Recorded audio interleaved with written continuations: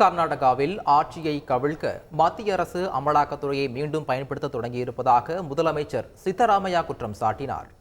கர்நாடகாவில் மகரிஷி வால்மீகி பழங்குடியின வளர்ச்சிக் கழக முறைகேடு விவகாரத்தில் அமைச்சர் நாகேந்திரா, எம்எல்ஏ வசனகவுடா தத்தல், சமூக நலத்துறை கூடுதல் இயக்குநர் கலலேஷ் ஆகியோர் மீது அமலாக்கத்துறை வழக்கு பதிவு செய்தது.